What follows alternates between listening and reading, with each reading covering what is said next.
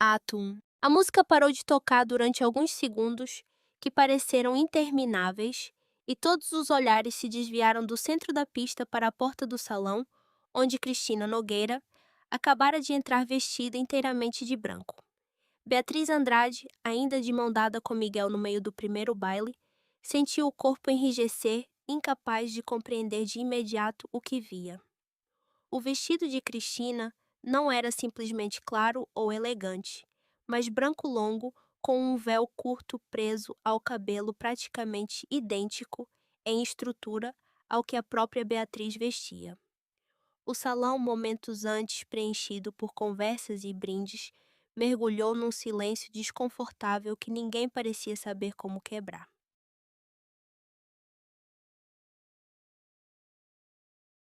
Para entender como se chegou a esse instante, era preciso voltar quase 3 anos atrás, a uma tarde de verão em Lisboa, quando Beatriz conheceu Miguel Nogueira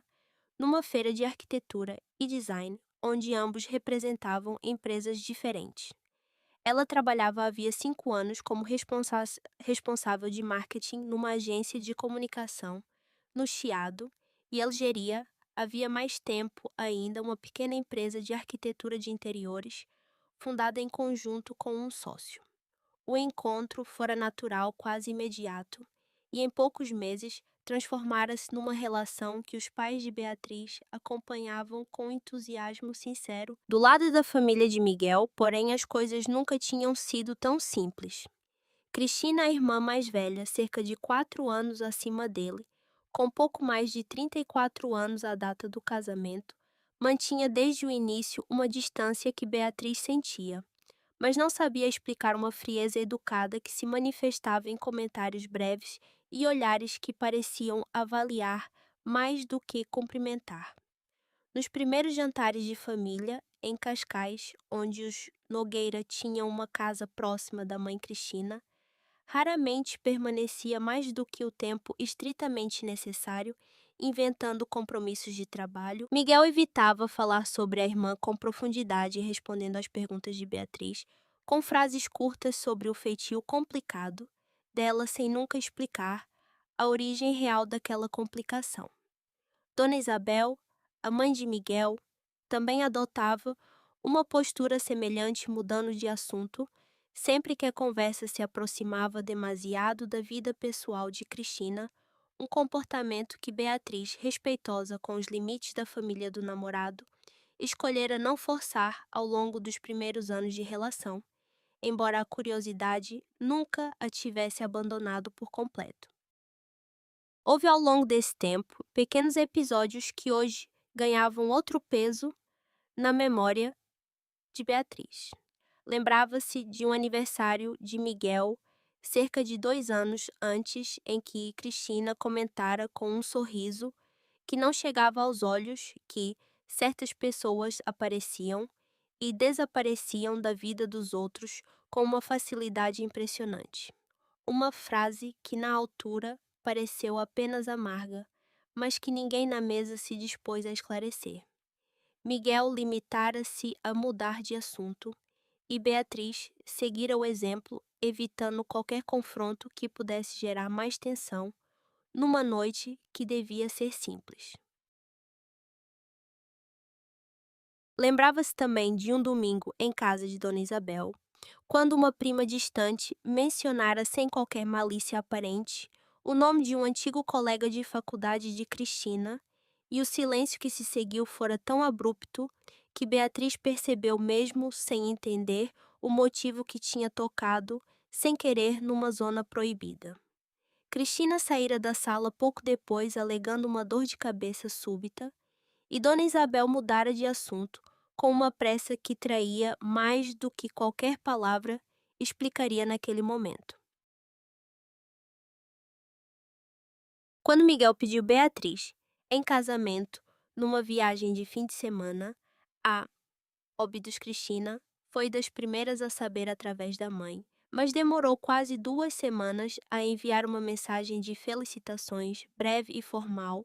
sem qualquer entusiasmo perceptível.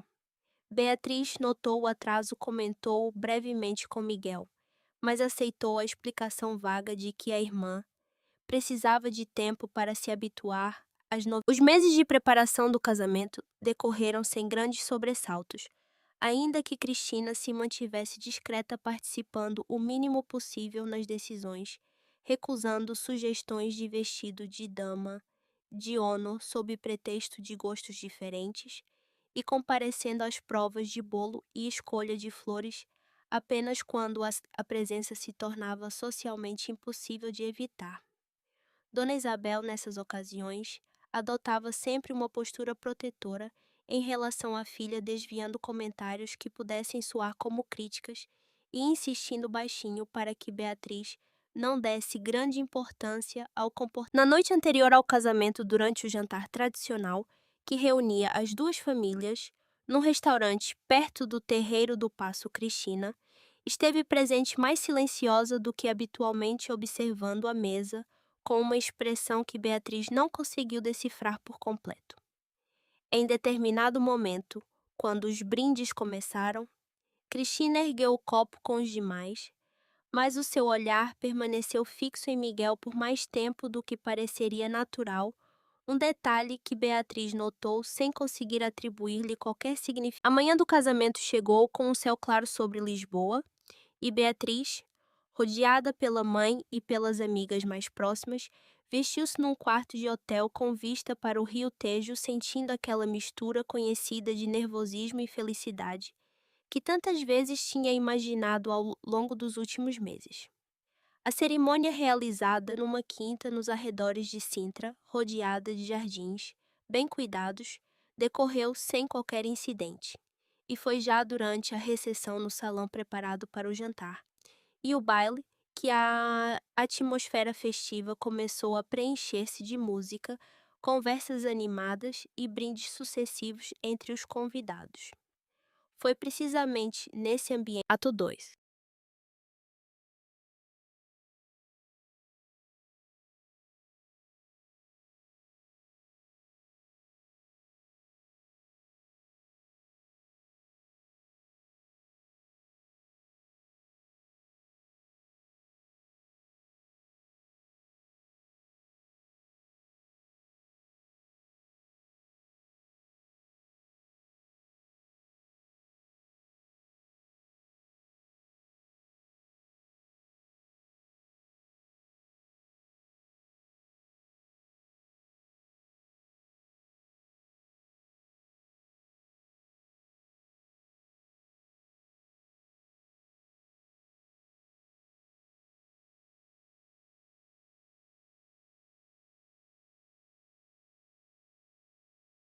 Cristina avançou. Beatriz sentiu a mão de Miguel apertar a sua com mais força,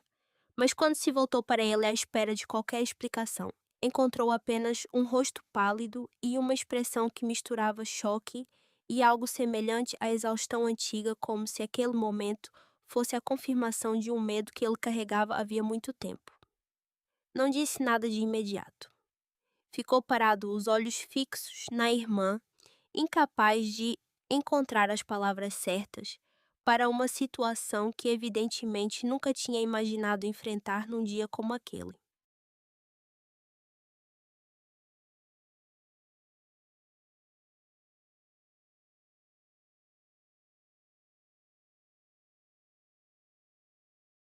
Dona Isabel levantou-se rapidamente da mesa principal, atravessando o salão em direção à filha com passos apressados, tentando conduzi-la discretamente para fora antes que a cena ganhasse mais proporção do que já tinha. Cristina, contudo, resistiu ao gesto da mãe, permanecendo no centro do salão, o olhar fixo em Miguel e Beatriz, sem pronunciar palavra, como se a simples presença, ali vestida daquela forma, fosse suficiente para comunicar tudo o que sentia, sem precisar de qualquer frase adicional.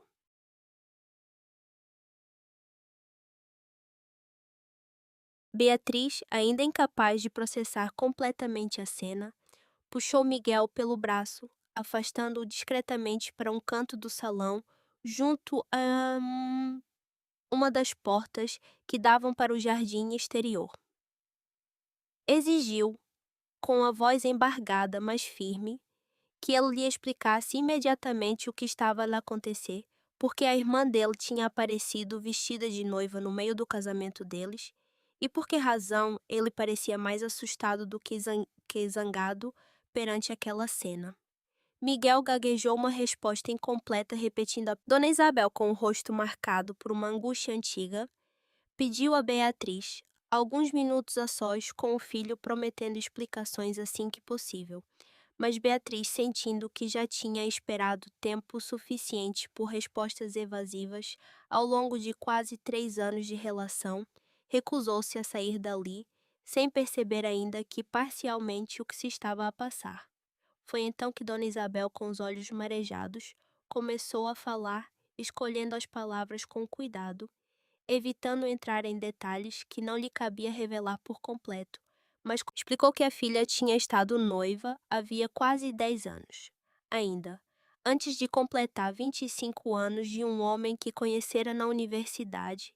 e que o compromisso tinha sido desfeito de forma abrupta e humilhante poucos dias antes da cerimônia marcada, quando Cristina descobrira que ele mantinha havia meses uma relação paralela com outra mulher. Dona Isabel não entrou em pormenores sobre a forma exata como a descoberta tinha acontecido, mas deixou claro que o impacto psicológico na filha tinha sido profundo, levando-a a um período de isolamento que a família preferia até hoje. Enquanto a mãe falava, Miguel permanecia ao lado, em silêncio, o rosto tenso, evitando o olhar de Beatriz, como se sentisse vergonha por nunca ter partilhado aquela história com ela ao longo de tanto tempo juntos. Beatriz, tentando organizar os pensamentos em meio ao choque, perguntou por que razão nunca tinha sido informada sobre aquele episódio, já que fazia parte da família havia anos e sempre sentira uma distância inexplicável por parte de Cristina, que agora finalmente começava a fazer algum sentido.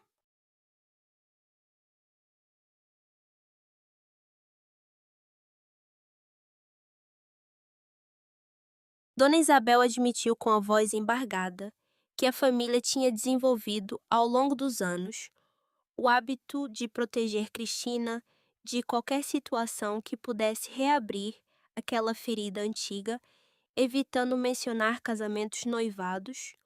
ou até certas celebrações familiares na presença dela, sem primeiro avaliar como reagiria.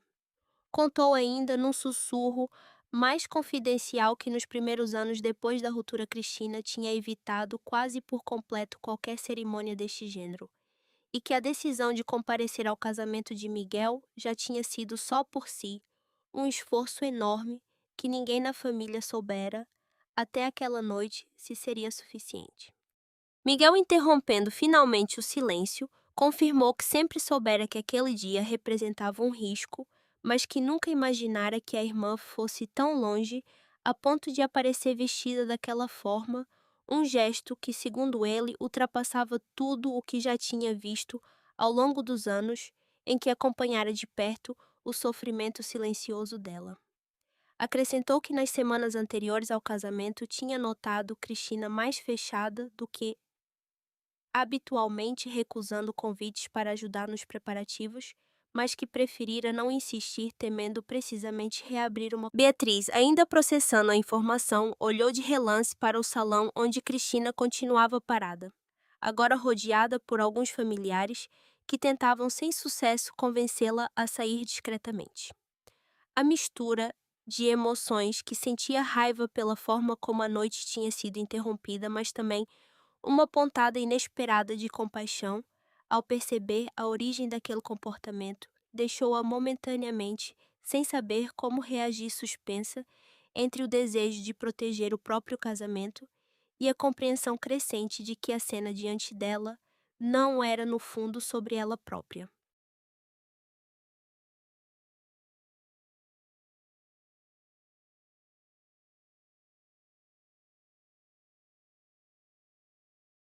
Ato 3.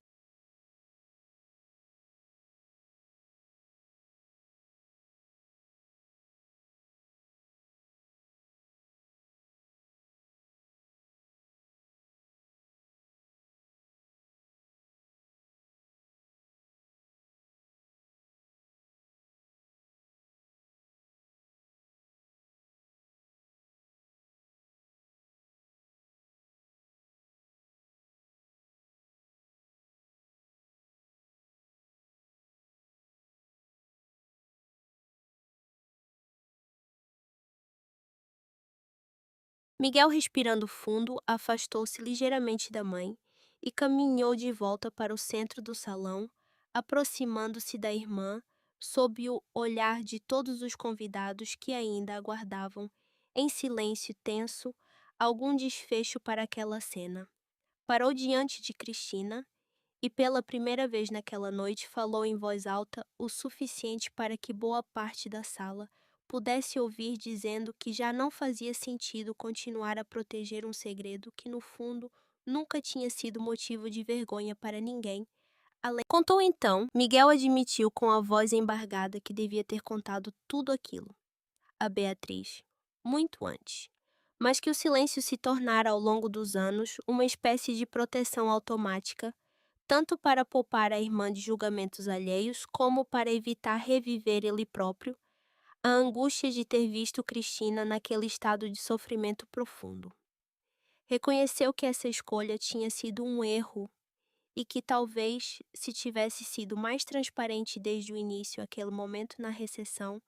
pudesse ter sido evitado. Cristina, ouvindo o irmão falar abertamente sobre algo que ela própria nunca tinha conseguido verbalizar, diante de tanta gente, começou a chorar, as lágrimas escorrendo silenciosamente, enquanto o vestido branco, momentos antes, um gesto quase desafiador, parecia agora apenas o símbolo visível de uma dor que nunca tinha sido tratada com a devida atenção.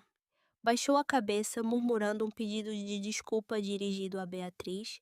admitindo que não tinha planeado aquilo com maldade consciente, mas que, ao ver os preparativos do casamento nas semanas anteriores, sentira uma angústia crescente que não soubera controlar. Beatriz, ainda processando tudo o que acabara de ouvir, aproximou-se lentamente, sentindo o peso emocional daquela noite transformar-se em algo diferente do que esperava momentos antes. A raiva inicial, embora ainda presente, misturava-se agora com uma compreensão genuína pela história que lhe tinha sido revelada, e decidiu, sem grandes discursos, estender a mão a Cristina, sugerindo que talvez fosse importante procurar ajuda profissional para lidar com os convidados que, segundos antes trocavam olhares de choque e desconforto, pareciam agora reajustar a própria percepção da cena, alguns murmurando comentários de compaixão, outros simplesmente baixando o tom de voz em respeito ao momento delicado que se desenrolava diante deles. Dona Isabel, com os olhos cheios de lágrimas, abraçou a filha, sussurrando que talvez fosse finalmente o momento certo para procurarem juntas o apoio que Cristina sempre recusara ao longo daqueles anos, um passo que a própria mãe reconhecia ter adiado por medo de confrontar a extensão real do sofrimento dela. Cristina, ainda vestida de branco, foi conduzida discretamente para fora do salão por Dona Isabel, não em fuga envergonhada, mas com um gesto mais parecido a um primeiro passo em direção a algo que precisava de ser finalmente enfrentado. Antes de sair, virou-se uma última vez para Beatriz, agradecendo com voz trêmula a compreensão demonstrada, um gesto pequeno, que ainda assim pareceu aliviar parte da tensão acumulada ao longo daquela noite tão inesperada.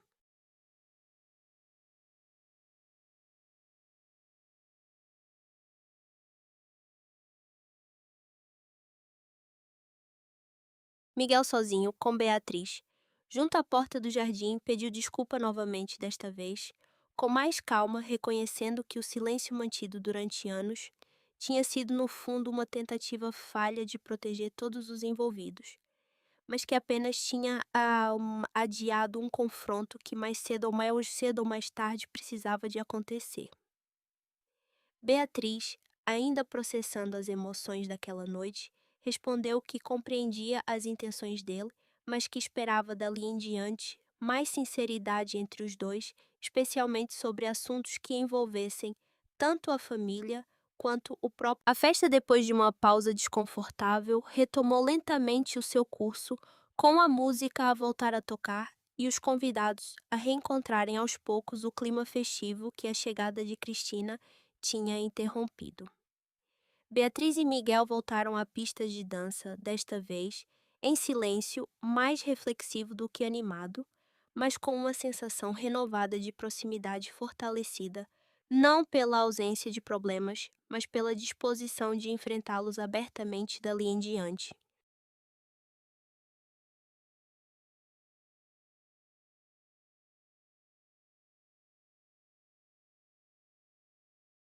Nos meses seguintes, Cristina começou a frequentar consultas regulares com uma psicóloga em Lisboa, um processo lento, mas constante, que, segundo Dona Isabel, relatava, ocasionalmente a Beatriz começava a mostrar sinais de progresso genuíno. Numa das primeiras visitas de Beatriz à casa de Dona Isabel, depois do casamento,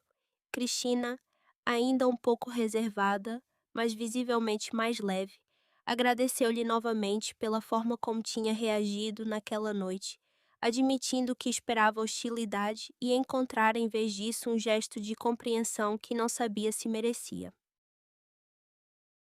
A relação entre cunhadas, embora ainda distante, deixou de ser marcada pela tensão silenciosa dos primeiros anos, dando lugar a uma cordialidade cautelosa que com o tempo foi ganhando espaço para gestos mais próximos e sinceros, como um café ocasional só entre as duas ou uma mensagem de aniversário que já não soava formal ou vazia.